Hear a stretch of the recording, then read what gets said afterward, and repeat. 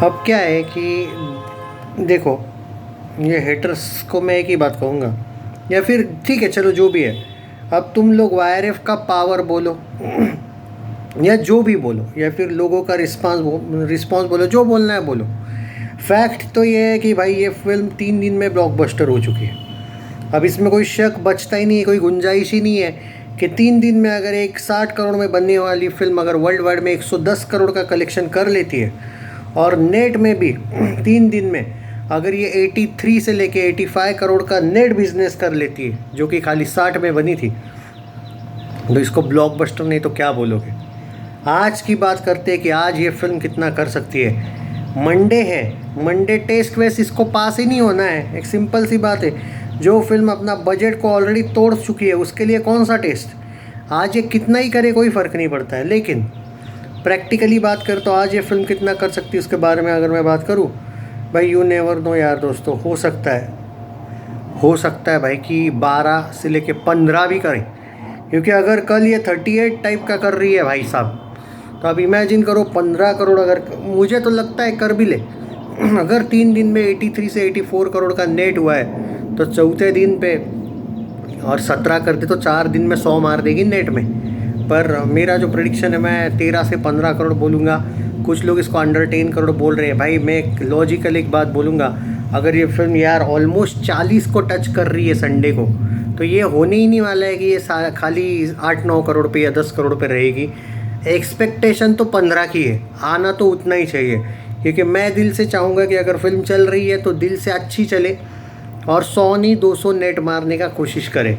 And अगर मुझे जो लगता है कि पर्टिकुलरली ये मार सकती है, and there is high hopes of this film कि ये इतना करे, क्योंकि जब से सन ऑफ सरदार भी आगे गई है, इसके शोज़ और स्क्रीन जो है भाई, इसको 2 सोलो वीक मिल रहे हैं अब। मतलब ये पहला वीक सोलो तो नहीं था, पहला वीक ये छोटी मोटी फिल्में भी आई थी इसके साथ, निकिता रॉय और तन्वी द ग्रेट, उन्होंने कुछ खास किया नहीं, और कुछ मराठी फिल्म वगैरह भी थी।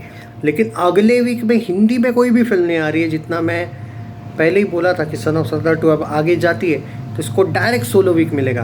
तो भाई वो जो फ़ायदा सन ऑफ सरदार 2 को मिलने वाला था ना एक सोलो वीक का, वो सोलो वीक की बात ही कुछ और होती है, वो सैयारा को मिलेगा। और एकदम सोलो वीक यानी कि अगले संडे को भी इतने ही शो स्क्रीन्स रहे, और अगर लोगों का क्रेज़ वैसा ही रहे, यू नेवर नो, या इस टाइप का क्रेज़ उस टाइम पे भी देखने को मिलेगा।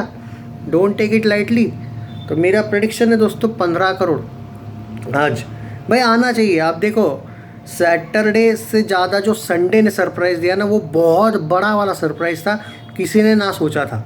अगर वो सरप्राइज़ इसने दिया है तो मैं मंडे को सिर्फ 9-10 तो एक्सपेक्ट नहीं कर सकता हूँ इस फिल्म का।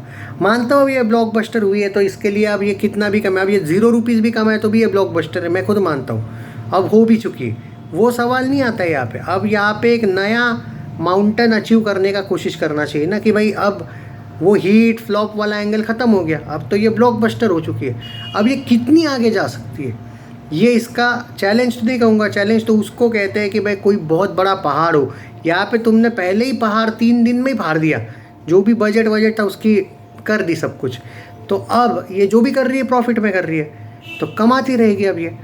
तो अब इसके लिए कोई ऐसा टारगेट नहीं कि भाई ये होना चाहिए वो होना चाहिए। यार बच्चों की फिल्में, इनका कोई इससे लेना देना नहीं कि कौन से सुपरस्टार को हराया किन को हराया। ये जितना भी आपसे कमा रही है, क्योंकि जब से बजट क्रॉस किया है, ये जितना भी कमाएगी प्रॉफिट में, आगे चल के अगर रुक भी जाएगी तो भी ऑलरेडी प्रॉफिट में है, ब्लॉकबस्टर हो चुकी है। सो कोई इसका किसी से कंपटीशन ही नहीं है। अब ये 15 से 17 भी करे ना, आश्चर्य की बात नहीं है। मेरा फिर भी आज का प्रेडिक्शन है 15 करोड़, क्योंकि आज मंडे है, आज हॉलीडे नहीं है। और अब मैं 15 क्यों बोल रहा हूँ सुन लो। मुझे लगता है इवनिंग और नाइट शोज़ आज भी चढ़ सकते हैं, हो सकता है मॉर्निंग और आफ्टरनून डल हो, क्योंकि क्या कहते हैं एक तरीके से आज भी मतलब अब कॉलेज वॉलेज आज ये नहीं ये होता है, कॉरपोरेट कंपनी जॉब वॉब भी शुरू हो जाते हैं। तो मैं 12 करोड़ का ही एक्सपेक्टेशन करने वाला था और प्रेडिक्शन भी करने वाला था, लेकिन जो कल रात को सरप्राइज़ मिला है ऑलमोस्ट 40 को टच करना, तो मुझे लगता है कि 15 तो एक्सपेक्ट करना चाहिए। अब नहीं भी कमाए तो ये सेलिब्रेशन, हेटर्स को सेलिब्रेट करने की ज़रूरत नहीं है भाई। हेटर लोग हार चुके हैं, क्योंकि भाई अब बचा ही क्या है इस फिल्म को कुछ। ये कमाए या ना कमाए कोई फ़र्क नहीं पड़ता है, ऑलरेडी प्रॉफिट में ही है फिल्म। सो 15 मैं अभी भी एक्सपेक्ट करता हूँ 15। देखते हैं रात में कि भाई या फिर इवनिंग में ट्रैक वाला वीडियो वापस आएगा। 12-15 भी हो सकता है, मतलब 12 भी हो सकता है, तो वो कोई कम नहीं है।